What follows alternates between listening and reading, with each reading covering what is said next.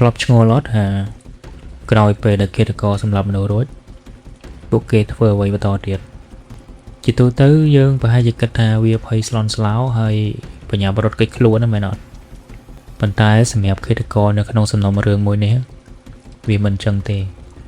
បន្ទាប់ពីបានសម្លាប់សមាជិកគ្រួសារ4នាក់យ៉ាងសាហាវព្រៃផ្សាយរួចមក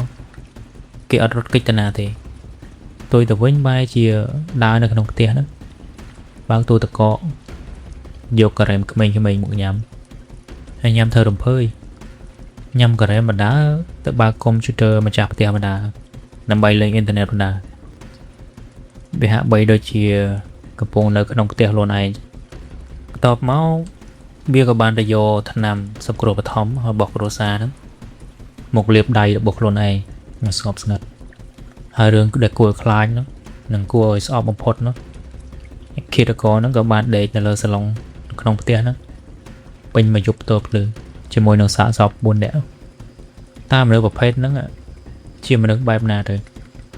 ដែលជាមនុស្សឈាមត្រជាក់បែបហ្នឹងអានេះមិនមែនជាសាច់រឿងក្នុងគុណ Hollywood ទេវាគឺជាព្រឹត្តិការណ៍មួយដែលបានកើតឡើងនៅចុងឆ្នាំ2000នៅទីក្រុងតូក្យូប្រទេសជប៉ុនថ្ងៃហ្នឹងខ្ញុំនឹងលាតត្រដាងនៅសំណុំរឿងឃាតកម្មដ៏សាហាវនោះហើយអាចកំបាំងបំផុតដែលធ្វើឲ្យប្រជាជប៉ុនម្នាក់ឈឺក្បាលរហូតមកដល់សប្តាហ៍ហើយនេះគឺជាសំណុំរឿងឃាតកម្មគ្រួសារមីយ៉ាហ្សាវ៉ានៅតំបន់សេតាហ្គាយ៉ា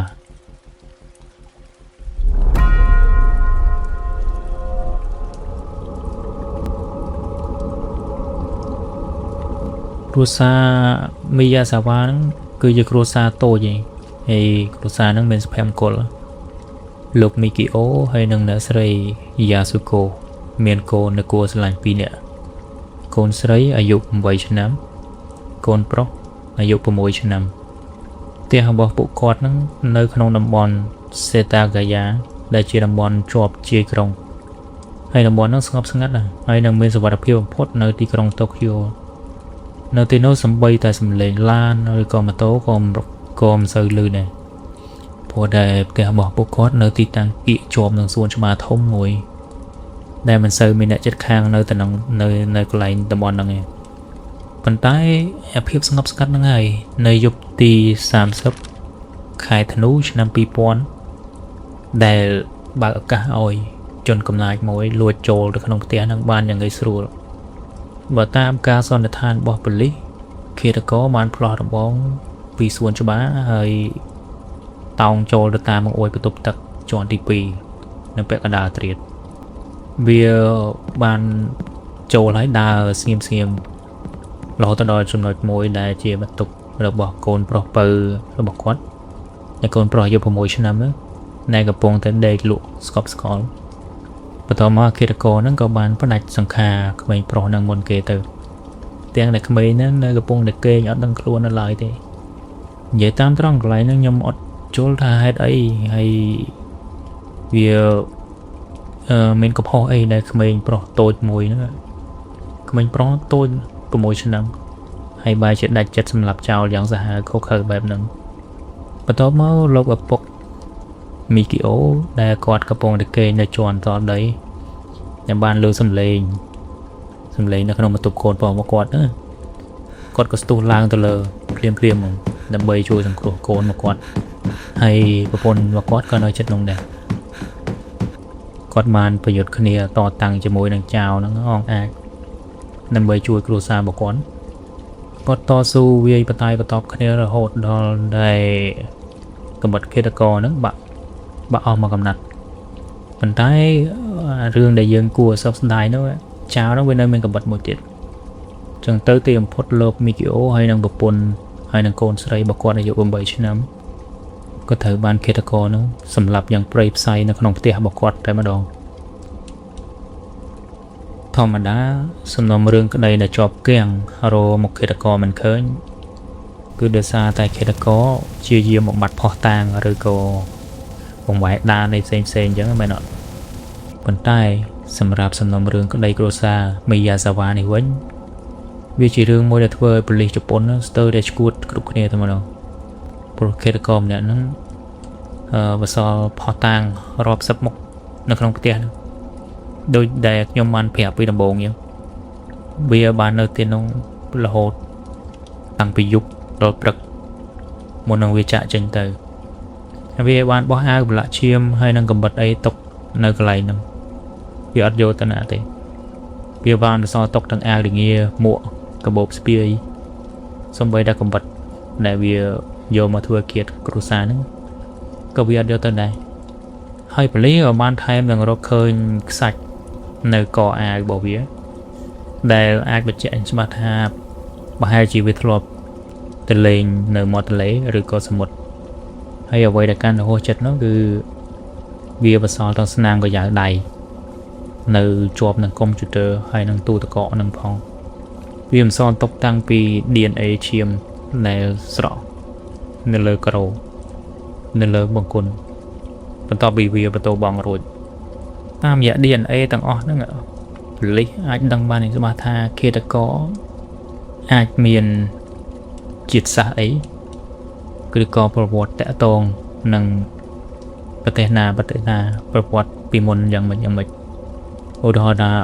អាចមានជាតិសាសន៍អាស៊ីចម្រុះឬក៏ប្រវត្តិតាក់ទងនឹងប្រទេសកូរ៉េឬក៏តៃវ៉ាន់អីចឹងណាកូនកាត់អីចឹងណាអាហ្នឹងហើយដែលធ្វើឲ្យខ្ញុំអានមកដល់កន្លែងហ្នឹងមានអារម្មណ៍ថាវាហួសចិត្តនៅពេលដែលស្រាវជ្រាវឃើញរឿងបែបហ្នឹងប៉ូលីសមានអ្វីគ្រប់យ៉ាងស្គាល់ដល់ទំហំខ្លួនប្រភេទឈាមខោអាវរបស់វាពាក់រហូតដល់មានទៅ DNA ឈាមរបស់វាទៀតប៉ុន្តែអឃាតករមួយហ្នឹងវាបាត់រកអត់ឃើញវាអត់ចូលទៅក្នុងទីក្រុងនៅក្នុងទីក្រុងតូក្យូហ្នឹងមានដូចខ្មោចចឹងលងគេឲ្យទៅបាត់ចឹងអញ្ចឹងតើមនុស្សម្នាក់អាចបន្សល់ផុសតាងយ៉ាងច្រើនបែបហ្នឹងហើយអាចគេចខ្លួនមករហូតមកដល់សប្តាហ៍ថ្ងៃហ្នឹងដោយរបៀបណាមកគិតមកដល់ឥឡូវវាជាង25-26ឆ្នាំហើយសាច់រឿងហ្នឹងនៅតែជាអាថ៌កំបាំងដ៏ខ្មៅងងឹតនិងគួរឲ្យសោកស្ដាយបំផុតមួយប្រចាំប្រទេសជប៉ុនផ្ទះរបស់គ្រួសារមីយ៉ាហ្សាវ៉ានៅតែឈរក្នុងទីនោះដដែលគ្មាននរណាហ៊ានចូលទៅនៅហើយក៏គ្មាននរណាហ៊ានរុះរើចោលដែរវាហាក់ដូចជាកំពុងរងចាំយុទ្ធធម៌មួយដែលមិនដឹងថាពេលណាមកដល់អញ្ចឹងបើទោះបីជាប៉ូលីសជប៉ុនបានចំណាយពេលរាប់ខែរាប់ឆ្នាំនិងសហការជាមួយប៉ូលីសអន្តរជាតិយ៉ាងណាក៏ដោយក៏សមត្ថឃាតករម្នាក់ហ្នឹងនៅតែរកមិនឃើញដដែលអានេះវាប្រៀបបានដូចជាផ្ទះកំភ្លៀងច្បាប់យ៉ាងចាស់ដៃអញ្ចឹងណាព្រោះឃាតករហ៊ានមកសល់ຕົកផោះតាងរាប់សិបមុខតែច្បាប់បែរជាធ្វើអីវាអត់បានអញ្ចឹងថងកន្លែងហ្នឹងបងប្អូនមានយោបល់យ៉ាងណាដែរចំពោះសំណុំរឿងនគរខុសចិត្តមួយនេះដោយសារតែ DNA របស់វាមានចតសាច់ឈាមបរទេសតើអ្នកទាំងអស់គ្នាគិតថាឃាតករម្នាក់ហ្នឹងវាកំពុងរស់នៅយ៉ាងសុខសាន្តនៅក្នុងប្រទេសជប៉ុនហ្នឹងឬមួយក៏រត់គេចខ្លួនទៅក្រៅប្រទេសបាត់ហើយអញ្ចឹងសូមបញ្ចេញមតិយោបល់នៅខាងក្រោមដើម្បីឲ្យយើងអាចវិភាគសាគ្នាបានហើយកុំភ្លេចចុច like subscribe និង share វីដេអូនេះផងដើម្បីឲ្យខ្ញុំមានកម្លាំងចិត្ត